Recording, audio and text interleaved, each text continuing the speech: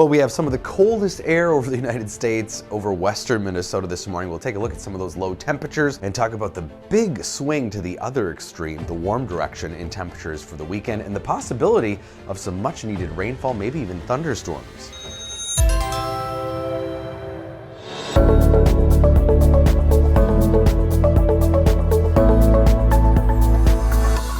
So it sticks out like a sore thumb, that cold, right over the Dakotas, Minnesota, into northwestern Iowa, and some of the coldest low temperatures in the whole lower 48 were in western Minnesota, where we saw several spots drop into the single digits.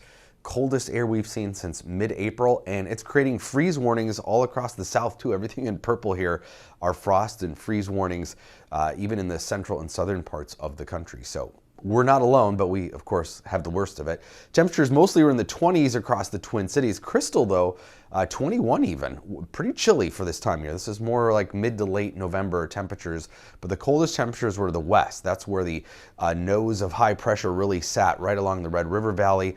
Winds were calmer, skies were clear. You notice northeastern Minnesota wasn't as cold. The coldest readings coming from the western part of the state, which is not as common, but 7 in Crookston, 9 Bemidji, Morris, Benson, and there's the low in the Twin Cities at the airport, 23 degrees, so definitely a hard freeze. It's going to be back in the 20s tonight for most of us.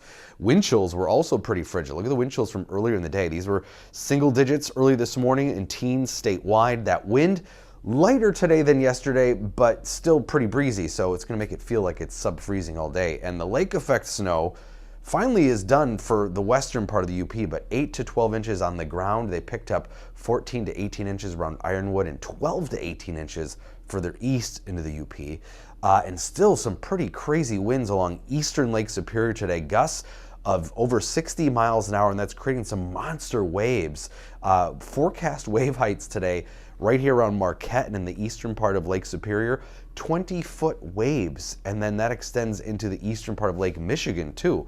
So some incredible waves to see if you know anybody out in that direction.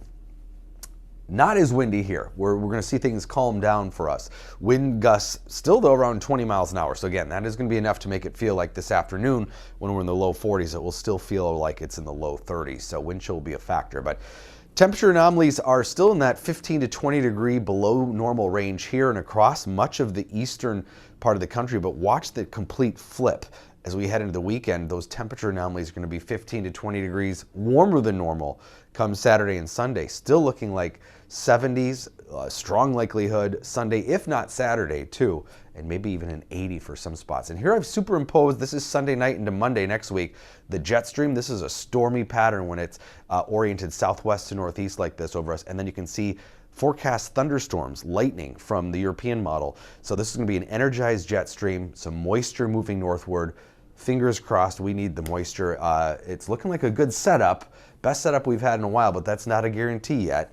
It's been very dry, so it's kind of a believe it when you see it sort of thing. Definitely no moisture today, very dry, cold air. 41 though, a little warmer than yesterday. 47 tomorrow, making some progress.